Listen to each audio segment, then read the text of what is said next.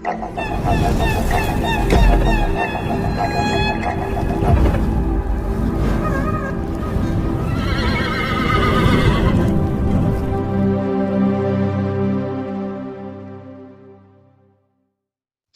హీరోగా సౌత్ ఇండియాలో రూపొందుతున్న అత్యంత భారీ బడ్జెట్ సినిమాల్లో ఒకటిగా చెప్పబడుతున్న కంగువ బిజినెస్ డీల్స్ మొదలైపోయాయి. తమిళంలో దీనికి క్రేజ్ ఉండటంలో ఆశ్చర్యం లేదు, కానీ అనూహ్యంగా తెలుగులోనూ డిమాండ్ పెరగడం షాక్ కలిగించే విషయం. ఒక్క నైజాం ఏరియాకే 20 కోట్ల దాకా ధర పలికిందనే వార్త నిన్న ఫిలిం నగర్ వర్గాల్లో హాట్ టాపిక్గా మారింది. అధికారిక ధృవీకరణ రావాల్సి ఉంది.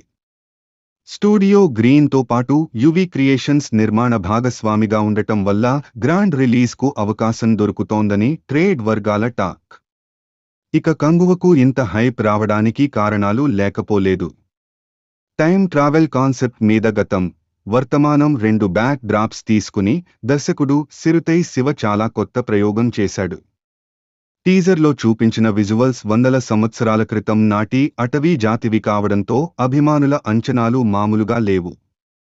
ఇంకో గెటప్ ని రివీల్ చేయలేదు. యానిమల్ విలన్ బాబీ డియోల్ ప్రతి నాయకుడిగా నటించడం, దిశా పటానీ హీరోయిన్ కావడం, పుష్ప నుంచి జాతీయ స్థాయిలో గుర్తింపు తెచ్చుకున్న దేవిశ్రీ ప్రసాద్ సంగీతం సమకూర్చడం హైప్ ని ఎక్కడికో తీసుకెళ్తున్నాయి. దేవర వదిలేసిన అక్టోబర్ 10 విడుదల కాబోతున్న కంగువని ఐమాక్స్తో పాటు 3D వెర్షన్ని సిద్ధం చేస్తున్నారు.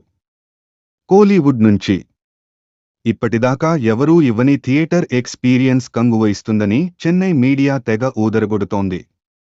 అయితే కల్కి 2897ని తలపించేలా గ్రాఫిక్స్, కంటెంట్ ఉంటాయా లేదానేది వేచి చూడాలి.